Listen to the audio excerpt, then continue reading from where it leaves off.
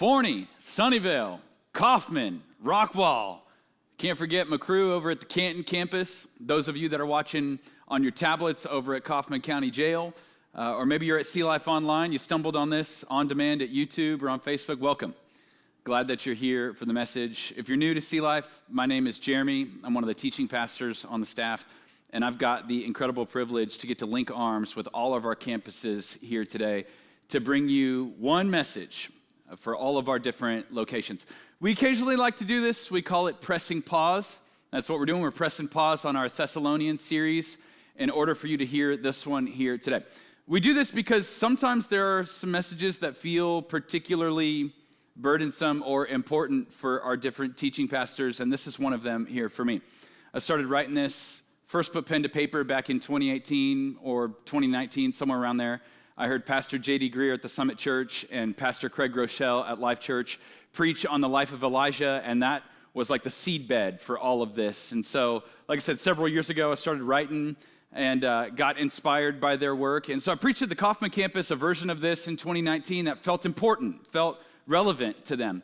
And then it went into the vault. It felt incomplete in some ways, so it went into the vault. And then at Comfort and Joy this past year, I preached at our bereavement service, the bones of this message, and afterwards visited with the pastors, and we all agreed this is one we thought would be important for our church as a whole. And so I don't know if you're a note taker, but the title of this message is God in the Whisper. I hope it is a blessing and a challenge to your faith here today.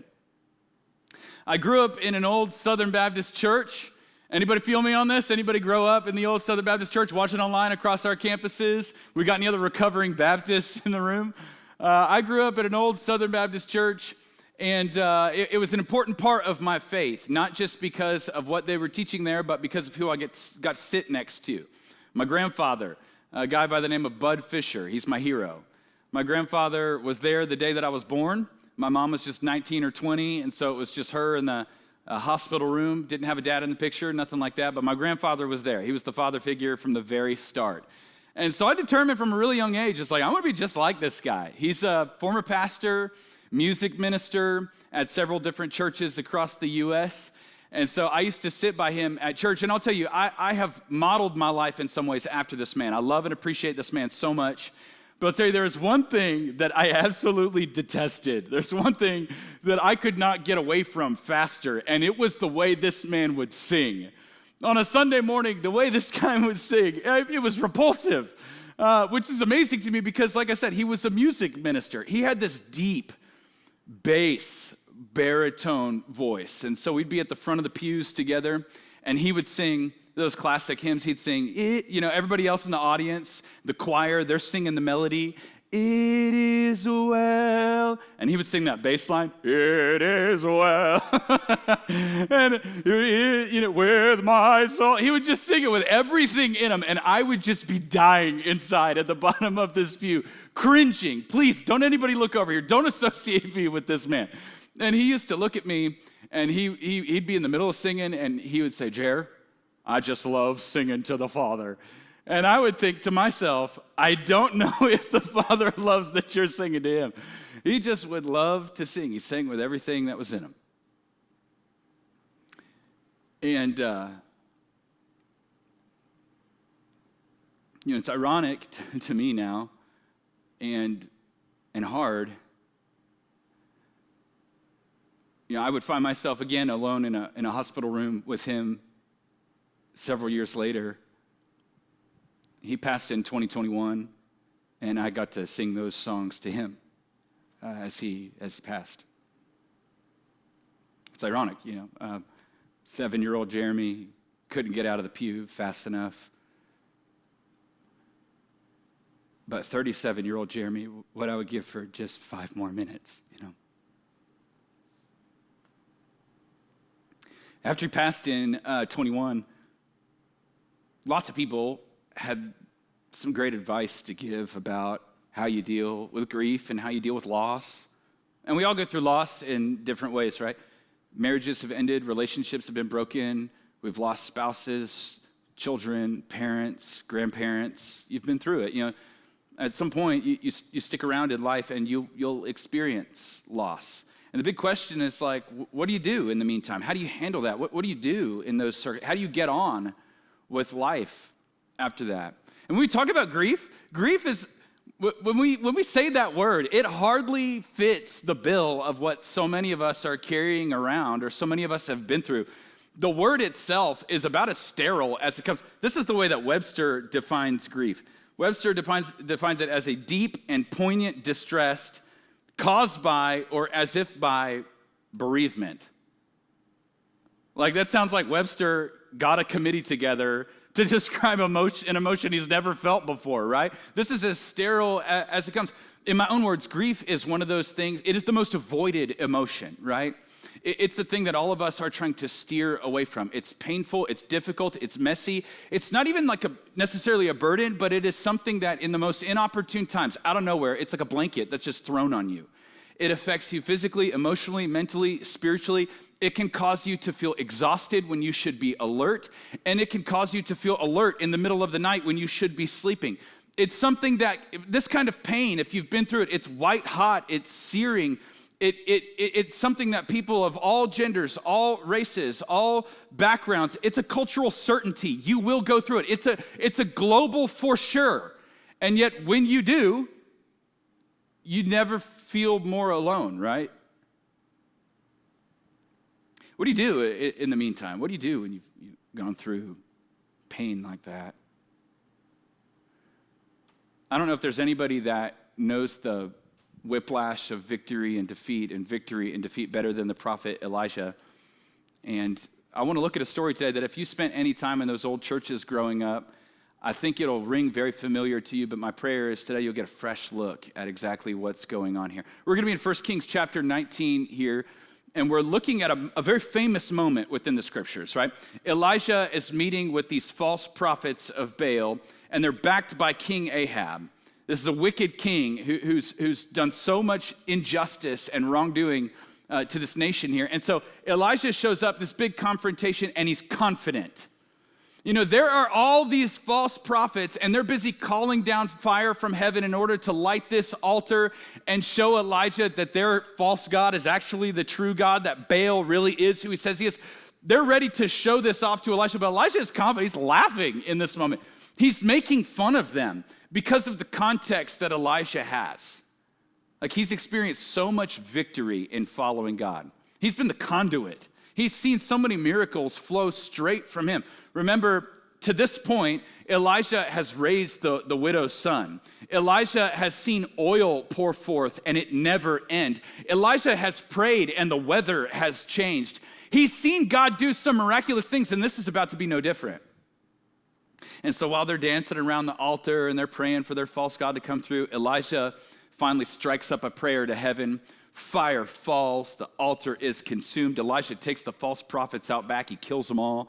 It's a victory. It's a first round knockout. You know, the confetti is falling, people are cheering.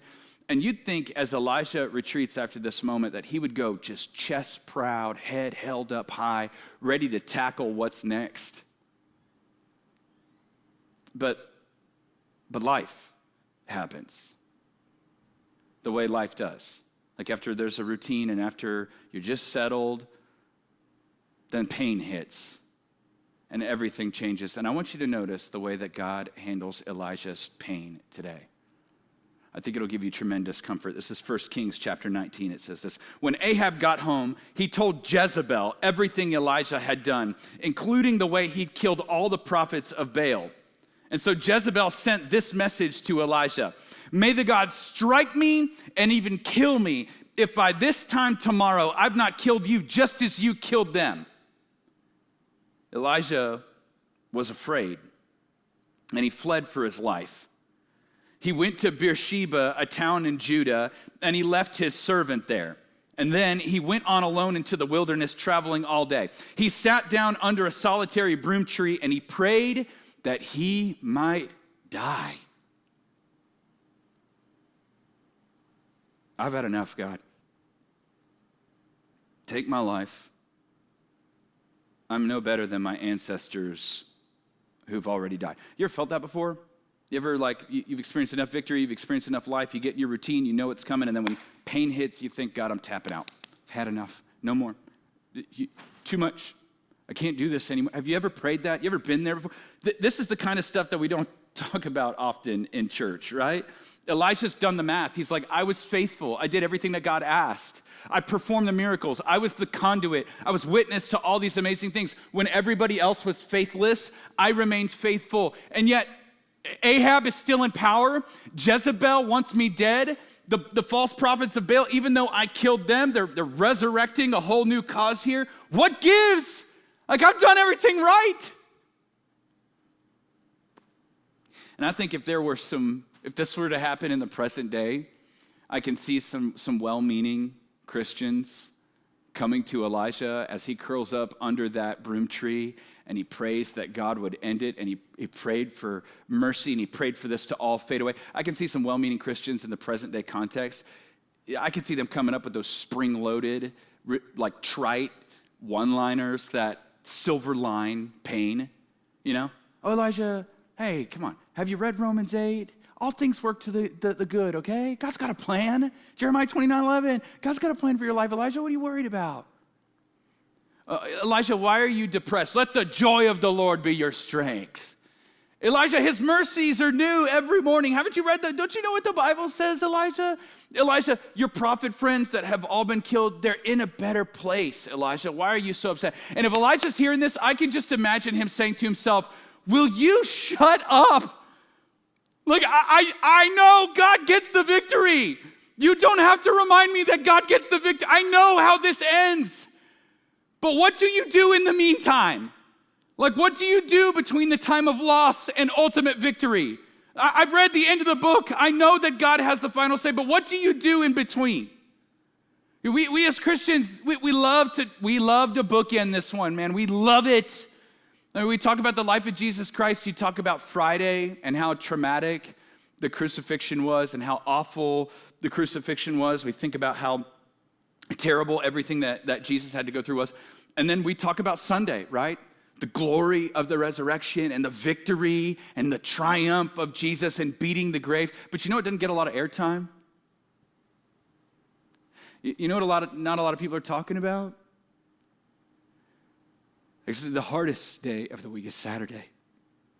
Saturday was the hardest day for the disciples. And if you've been through any kind of pain before, if you've been through grief, I don't have to preach this. If you are in the middle of a metaphorical, a proverbial Saturday today, you know what I'm talking about. Saturday is the father figure that your children will never meet until heaven. Right now, he just exists in iPhone movies and pictures and stories. Saturday is the empty seat at the dinner table. Saturday is the sonogram that was never born.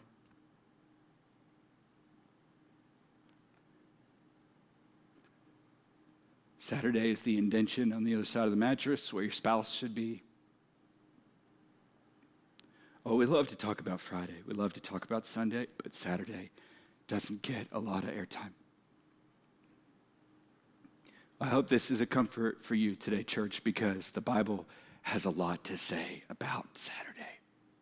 And if you find yourself in the midst of it right now, I want you to take notice of the way God deals with Elijah's pain. I think it will give you tremendous comfort here today.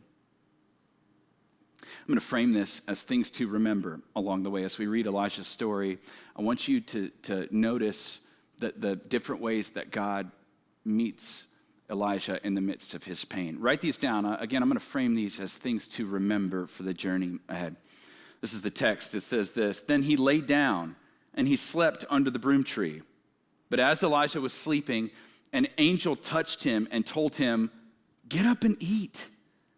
He looked around, and there, beside his head, was some bread baked on hot stones and a jar of water.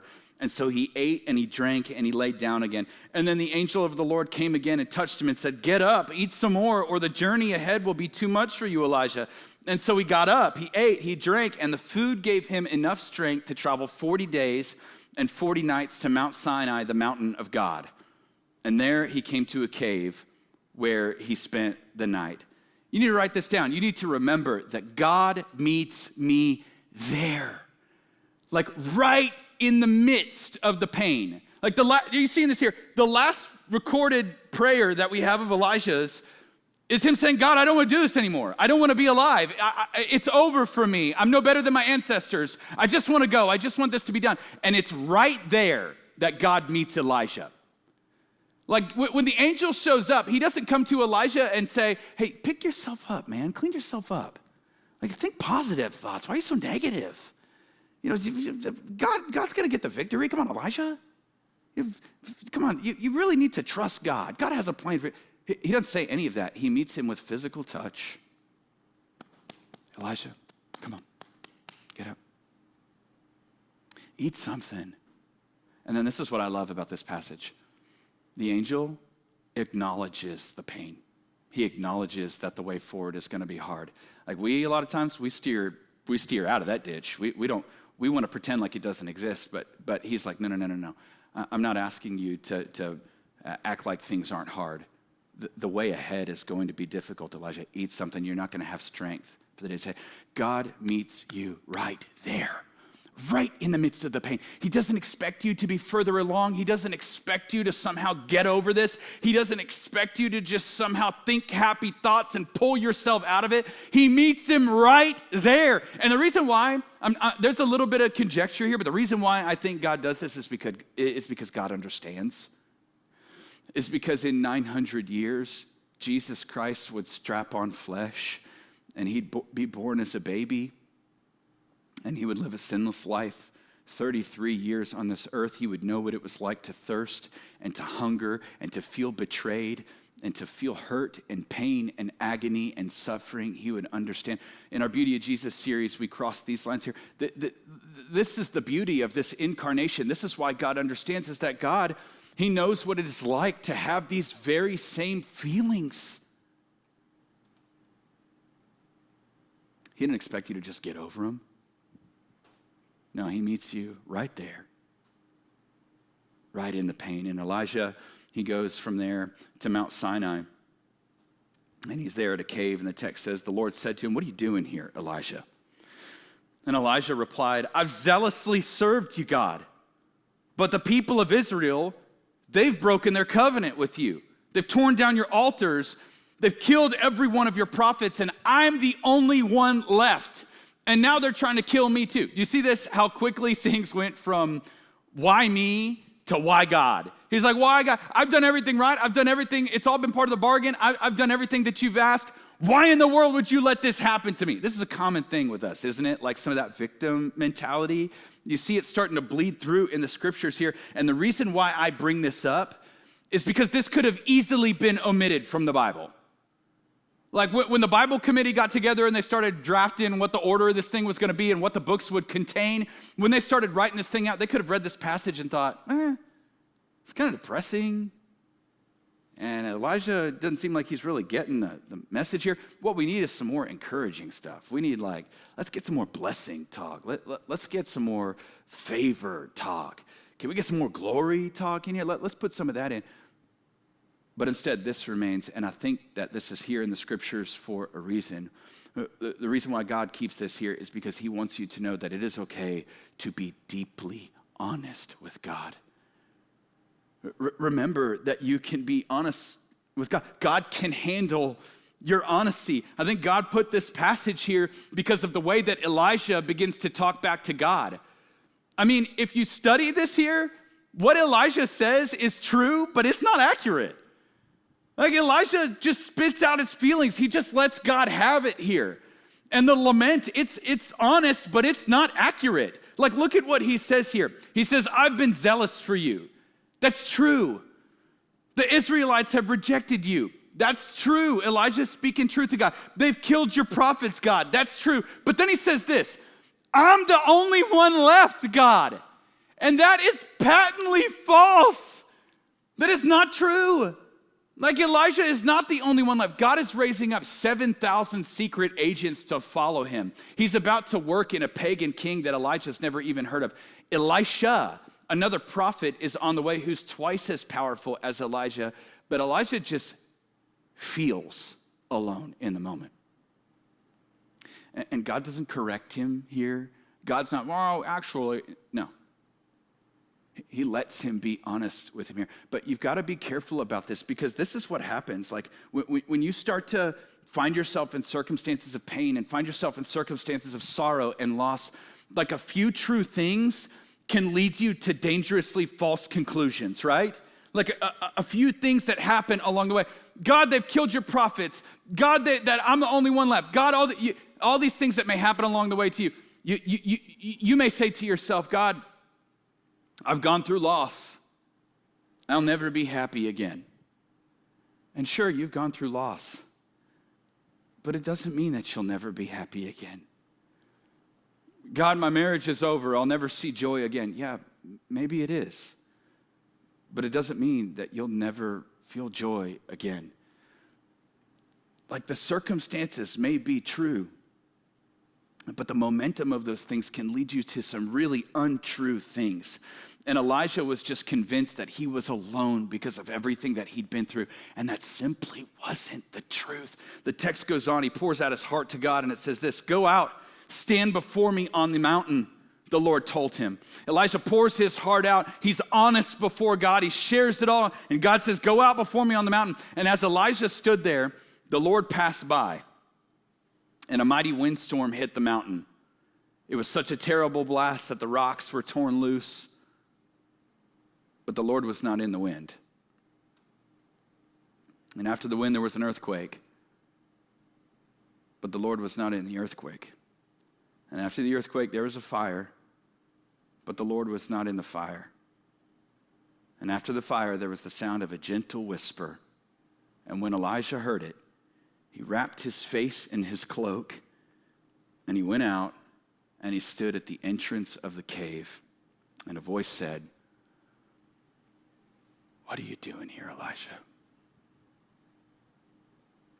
What are you doing here?"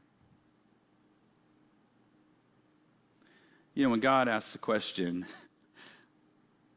I don't think it's because he doesn't know the answer. I think there's more going on here. And he asks the question for Elijah's sake. Elijah's at Mount Horeb.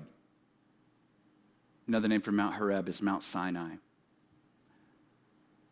If you grew up listening to those hymns and you grew up in that old church that I was talking about, you'll recognize that mountain. This is the very place that Moses was when the 10 Commandments were given. When God's presence came, do you remember the ways that God showed up? Remember how his presence was manifested? It was fire, it was thunder, it was windstorm, lightning, earthquake. All of this happened. Elijah is well aware of what the history of this moment is calling back to here. He even wraps his face the same way that Moses did as he came out to see God in his presence here. And can you see Elijah? Can you see Elijah as the fire starts? He's thinking to himself, finally, after being alone in the wilderness for so long, after journeying for so long, God finally shows up, but he's not there. And then when the lightning comes and the windstorm comes, finally God shows up, but he's not there. And then the earthquake, surely this is it, but he's not there. And then a whisper. Where are you, God, in the middle of the pain?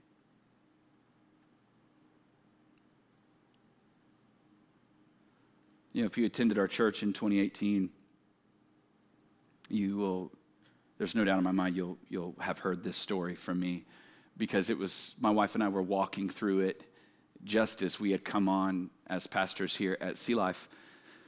One of the most visceral, hard, traumatic seasons of our life. Right before we came over here, it's 2017, we'd had a couple babies at the time. We're a family of 4, me, Megan, Emery, and Zeke.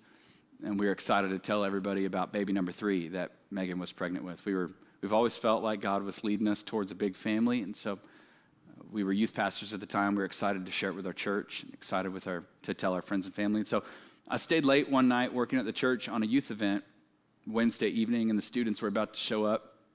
Megan had been pregnant for a little while, and I get a phone call from her, and I can just, if you've ever had that call, you know, like before they say a word, it's like you can hear the tenor. And I could just hear it in her voice. She said, Jeremy, you need to come home. I'm bleeding.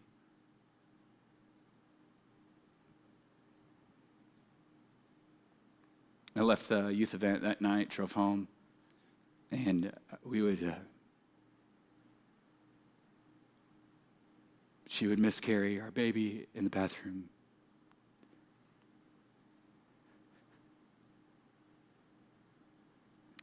You know, it was the days after that were hard, but what was especially hard to me is when it's like you're on the same team as God, you know? It's like you've done everything right. You're a pastor. Your job is making other people's families better. And then when this sort of thing happens, it just raises a lot of questions. You know, well, why?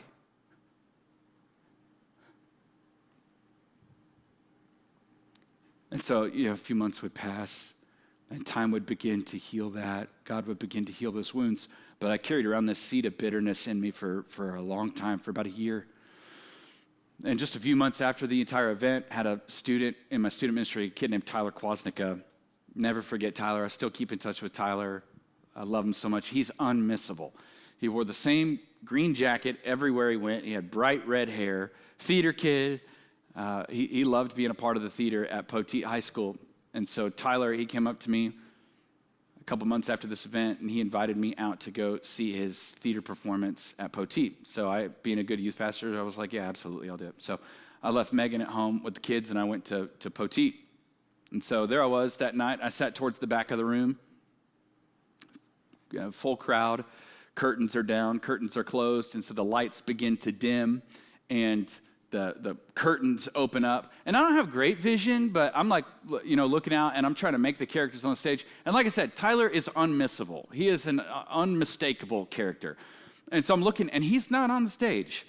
And he told me beforehand that he played a really important part. And so I'm watching all these characters as they're out, and they're talking, and they're saying their lines. And, then the instruments come out, and burr, burr, burr, they're doing their whole thing, and they're going back and forth. And so the curtain closes, and it comes back up. It's a whole new scene. You got different setting, different scenery, different characters, different people in the play come out saying their lines. And I'm looking, and none of them are Tyler. Not a single Tyler Kwasnicka on that stage. And so the curtain closes one more time, and it comes back up, and they announce we're going to have a brief intermission. And so I'm a little annoyed, but I thought to myself, maybe he's the secret villain. It comes out at the end, and there's a twist that reveals he was the one that was behind it all. And so I'm willing to stick it out. I go get some peanuts or popcorn or something, and I come back in. And this time I sit like towards the front row, sit really close. Curtain comes up. Actors come out, actresses come out. No Tyler Kwasnicka. I'm starting to get a little annoyed. And so I start texting Megan in the middle of the play. I'm like, was it at Poteet High School? Am I at the right high school? She's like, yes, just sit put, just sit tight. He might come out at the end. So I was like, okay. So I just sit there, I'm waiting. And at this time, I'm going to be honest, I'm steaming a little bit. I'm peeved, I'm angry. Because like I said, we had just gone through a super tough season. And there I was that night, making time to go to Poteet High School to watch this kid who's not even on the stage, wasn't even in the play, while the rest of my family is sitting at home. And so the play ends, final curtain drops, no Tyler Kwasnicka. He's not there. Tyler was never on the stage. And I'm about to get up, and the people come out, and everybody's linking arms and holding hands, and they all take a bow. And then the people playing instruments, they all come out and they grab hands and they take a bow. And the principal comes out and the faculty and staff, and they say a few thank yous. And at the very end, as everybody's about to be dismissed, the principal comes on and she says, wait a second, wait. We have one more group that we want to thank here real quick. We want to thank our stage director and our stage hands. Would you guys come out from backstage? And out walks Tyler Kwasnicka. He's got his clipboard. He's the proudest kid that's ever walked on a stage in his life. And he points right at me. And then I just about shot him the bird after that. I was so angry at that moment. I was so angry. I didn't, but I wanted to. I was so angry in that moment. He was so proud. He's giving me finger guns. And so he walks off the stage. And afterwards, everybody goes. And they go to to see all the different people in the play and all the different actors, and they're hugging their necks and they're giving them flowers. And Tyler sees me and he gives me the biggest wave, and he runs over to me and he says, "Did you love it?" I said, "Did I love it?" You weren't even in it. You weren't even in the play. Rest of my life, I will never forget his answer. He said, yes, I was. I was in every scene. When the curtain closed and the scenery changed, that was me. And when I sent out the different characters, that was me. When it looked like at the end, when the villain was about to win, that was me. I sent the hero in. I was behind the scenes. You didn't know. I was there the whole time. I drove home that night. I remember my hands hurting because of the way I was holding my steering wheel, white knuckling on the road because of the revelation that had happened in my mind. When I can't see the hand of God at work, can't I trust his heart? When I can't see the very visible outworkings of God, don't I know his character? And he is working things behind the scenes at all time, and he is with me wherever I go. In fact, it's true for Elijah. If you read the text here, can you imagine this moment as things are swirling around Elijah? He's wrapped his face up and the fire is erupting around him, and he peeks out and God is not there, and he gets behind the stone again and the winds come out and he peeks out and he sees the lightning, but God is not in it, and he gets back and then the earthquake happens and he peeks out and he sees, but God is not in it. Enough to where Elijah has seen enough of this. I can just picture him walking out and saying, God, where are you? Like, enough is enough. Have I not been through enough and you're nowhere to be found? And then a whisper.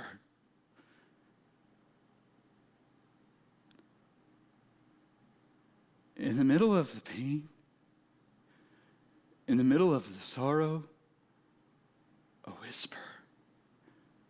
And in the middle of your pain, and in the middle of your sorrow,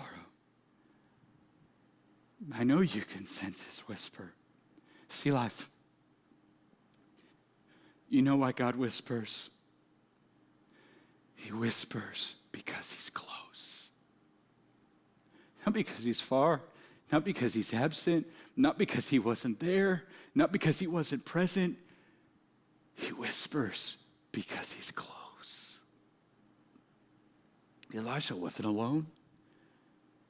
Elijah was never alone. You are not alone. You were never alone. 1 Kings, the way it goes on, it's the Lord tells him, the Lord told him, go back the same way you came and travel to the wilderness of Damascus. You've got to remember that God is with you. He orders Elijah to go back. He says, I want you to go back the way you came. Like, do you see this? Essentially, he tells him here, he's like, the pain you've been through, the grief you've been through, this cave here, the exit is the entrance. Like, you're going to have to go back the way that you came. You're going to have to face this stuff here. And I think that's the truth with all of us here. But you face it differently when you know that God is with you, right? When you know that he's present. You know that you can be honest with him. You know that he cares. You know that he feels. You face it differently now. And that's the way this story ends, is with God telling Elisha to get back to the business of being a prophet. I feel like he's saying the same thing to me, maybe the same thing to you, is yeah, you've suffered loss. Yeah, you've gone through heartache. We're not dismissing any of it here. We're just telling you, as long as you can sense that you can be honest with God, that he's present with you wherever you go, as long as you can sense that he's with you day in and day out, can't you face it a little bit differently now? Get back to the business of being a mom. Get back to the business of being a dad. Get back to work. Try again. Get back to the business of being a loving friend. Get back to being the business of being a parent, a sister, a brother, whatever it is that your sadness may have kept you from, your grief may have kept you from, your pain may have kept. Let's get back to it. But this time you face it differently. The truth of this story, it just tells me that God doesn't ignore our pain. He travels with us through it. Close with this. We are big nerds in my house, and kind of shameless about it. I know we get a lot of flack for Lord of the Rings here across the campuses if you mention that in a message. We like the Lord of the Rings. We love the Lord of the Rings in our family. In fact, I introduced my son Zeke to this here recently, and he binge watched pretty much all the films in a weekend. Great parenting on my end. And I let them watch all of them. And there's the scene at the end of Return of the King, one of the last movies here. And at the end of the movie, by the way, I'm about to spoil the ending to this, but this series is like 100 years old. This is your fault if you haven't read the books or seen the movie.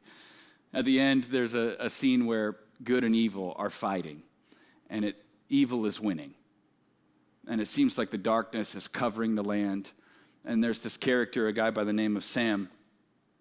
And Sam is fighting and he's battling and he's doing his best to push back darkness, but in an instant, he's knocked unconscious. And the last thing that he sees is his friends dying. And it looked like his friends were about to be killed. It looks like evil was about to overtake things. It looked like darkness was about to win. This is the last thing that Sam sees. And at the very end of the movie, very end of the book, Sam opens his eyes and he sees this beautiful room that he's in, this heavenly room that he's in.